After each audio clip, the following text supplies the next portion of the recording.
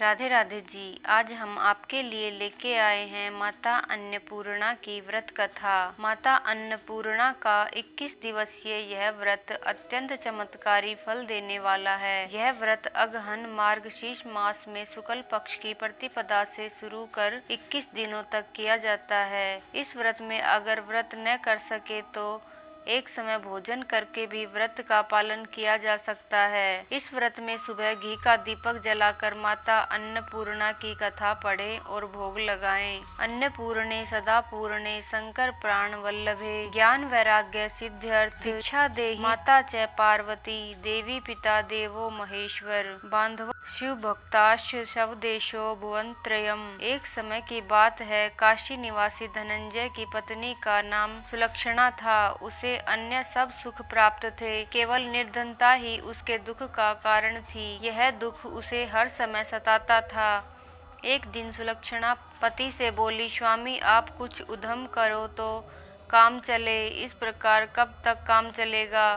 सुलक्षणा की बात धनंजय के मन में बैठ गई और वह उसी दिन विश्वनाथ शंकर जी को प्रसन्न करने के लिए बैठ गया और कहने लगा, हे देवादिदेव विश्वेश्वर, मुझे पूजा पाठ कुछ नहीं आता, केवल तुम्हारे भरोसे बैठा हूँ। इतनी विनती करके वह 2-3 दिन भूखा प्यासा बैठा रहा। यह देखकर भगवान शंकर ने उसके कान में अन्नपूर्णा अन्नपूर्णा अन्नपूर्णा इस प्रकार 3 बार कहा। यह कौन क्या कह गया, इसी सोच में धनंजय पड़ गया कि मंदिर में आते ब्राह्मणों को देखकर पूछने लगा कि पंडित जी अन्नपूर्णा कौन है। ब्राह्मणों ने कहा, तू अन्न छोड़ बैठा है तो तुझे अन्न की बात ही सूझती है, जा घर जाकर अन्न ग्रहण कर। धनंजय घर गया, स्त्री से सारी बात कही। वह बोली, नाथ चिंता मत करो, स्वयं शंकर जी ने यह मंत्र दिया है, वे स्वयं ही खुलासा करेंगे, आप फिर जाकर उनकी आराधना करें। धनंजय फिर जैसा का तैसा पूजा में बैठ गया। रात्रि में शंकर जी ने आज्ञा दी, कहा तू पूर्व दिशा में चला जा, वहाँ अन्नपूर्णा का नाम जपता जाता और रास्ते में फल खाता, झरनों का पानी पीता जाता। इस प्रकार कितने ही दिनों तक चलता गया। वहाँ उसे चांदी सी चमकती वन की शोभा देखने में आई। सुंदर सरोवर देखने में या उसके किनारे कितनी ही अप्सराएं झुंड बनाए बैठी थी। एक कथा कहती थी और सब माँ अन्नपूर्णा इस प्रकार बार बार कहती थी। यह अगहन मास की उजेली रात्रि थी और आज से ही व्रत का आरंभ था। जिस शब्द की खोज करने वह निकला था वह उसे वहाँ सुनने को मिला। धनंजय ने उसके पास जाकर पूछा, हे देवियों, आप यह क्या कर रही हो। उन सब ने कहा, हम सब माँ अन्नपूर्णा का व्रत करती हैं। व्रत करने से व पूजा करने से क्या होता है, यह किसी ने किया भी है, इसे कब किया जाता है, कैसा व्रत है और इसकी क्या विधि है, मुझे भी कहो।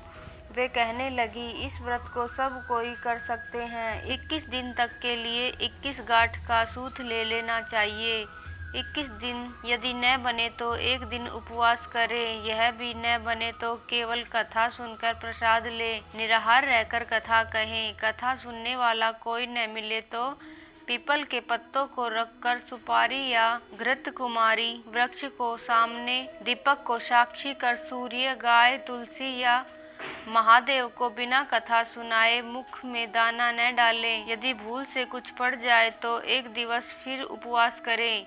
व्रत के दिन क्रोध न करें और झूठ न बोलें। धनंजय बोला, इस व्रत के करने से क्या होगा। वह कहने लगी, इसके करने से अंधों को नेत्र मिले, लूलों को हाथ मिले, निर्धन के घर धन आए, बांझी को संतान मिले, मूर्ख को विद्या आए। जो जिस कामना से व्रत करे माँ उसकी इच्छा पूरी करती है। वह कहने लगा, बहन मेरे भी धन नहीं है, विद्या नहीं है, कुछ भी तो नहीं है, मैं तो दुखिया ब्राह्मण हूँ, मुझे व्रत का सूत दोगी। हाँ भाई, तेरा कल्याण हो, तुझे देंगी, ये ले, इस व्रत का मंगल सूत ले। धनंजय ने व्रत किया। व्रत पूरा हुआ तभी सरोवर में से 21 खंड की स्वर्ण सीढ़ी हीरा मोती जड़ी हुई प्रकट हुई। धनंजय जय अन्नपूर्णा जय अन्नपूर्णा अन्नपूर्णा कहता जाता। इस प्रकार कितनी ही सीढ़ियां उतर गया तो कहा, तो क्या देखता है कि करोड़ों सूर्य से प्रकाशमान अन्नपूर्णा का मंदिर है। उसके सामने स्वर्ण सिंहासन पर माता अन्नपूर्णा विराजमान है। सामने भिक्षा हेतु शंकर भगवान खड़े हैं। देवांगनाएं चवत डुलाती हैं।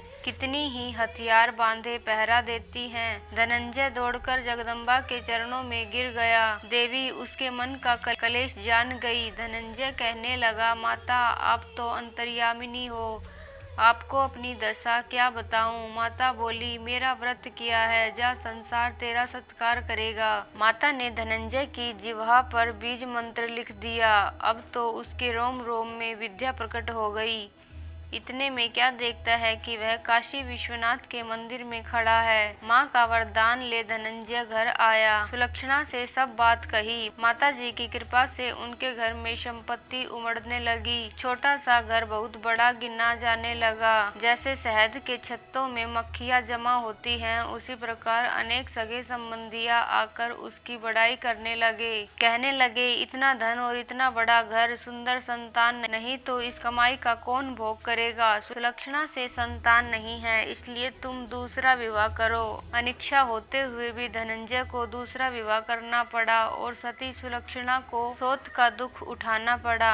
इस प्रकार दिन बीतते गए। फिर अगहन मास आया। नए बंधन से बंधे पति से सुलक्षणा ने कहलाया कि यह व्रत के प्रभाव से सुखी हुए हैं, इस कारण यह व्रत छोड़ना नहीं चाहिए। यह माता जी का प्रताप है जो हम इतने संपन्न और सुखी हैं। सुलक्षणा की बात सुन धनंजय उसके यहाँ आया और व्रत में बैठ गया। नई बहू को इस व्रत की खबर नहीं थी। वह धनंजय के आने की राह देख रही थी। दिन बीतते गए और व्रत पूर्ण होने में 3 दिवस बाकी थे कि नई बहू को खबर पड़ी। उसके मन में ईर्ष्या की ज्वाला दहक रही थी। सुलक्षणा के घर आ पहुंची और उसने वहां भगदड़ मचा दी। वह धनंजय को अपने साथ ले आई। नए घर में धनंजय को थोड़ी देर के लिए निद्रा ने आ दबाया। इसी समय नई बहू ने उसका व्रत का सूत तोड़कर आग में फेंक दिया। अब तो माता जी का कोप जाग गया। घर में अकस्मात आग लग गई। सब कुछ जलकर खाक हो गया। सुलक्षणा जान गई और पति को फिर अपने घर ले आई।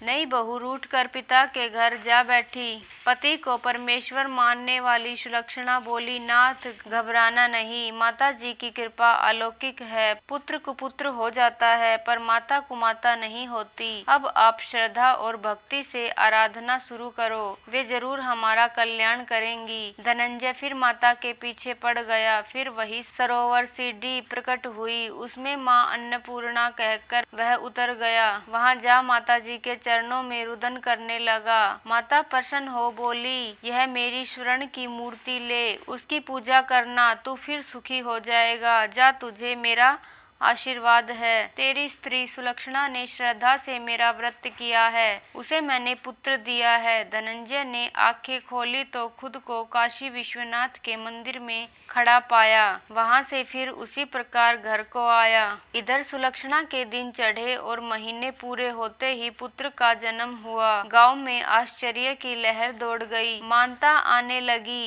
इस प्रकार उसी गांव में निसंतान सेठ के पुत्र होने पर उसने माता अन्नपूर्णा का मंदिर बनवा दिया। उसमें माता जी धूमधाम से पधारी, यज्ञ किया और धनंजय को मंदिर के आचार्य का पद दे दिया।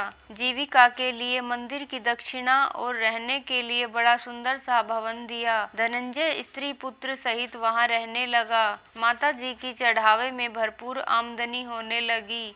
उधर नई बहू के पिता के घर डाका पड़ा, सब लुट गया। वे भीख मांगकर पेट भरने लगे। सुलक्षणा ने यह सुना तो उन्हें बुलावा भेजा, अलग घर में रख लिया और उनके अन्न वस्त्र का प्रबंध कर दिया। धनंजय, सुलक्षणा और उसका पुत्र माता जी की कृपा से आनंद से रहने लगे। माता जी ने जैसे इनके भंडार भरे वैसे सबके भंडार भरे। बोलो जय माँ अन्नपूर्णा की। तो दोस्तों, ये थी माँ अन्नपूर्णा की व्रत कथा। यदि आपको अच्छी लगी हो तो हमारे चैनल को सब्सक्राइब कर ले ताकि आपको आने वाली हर कहानी की नोटिफिकेशन मिल जाए। धन्यवाद दोस्तों।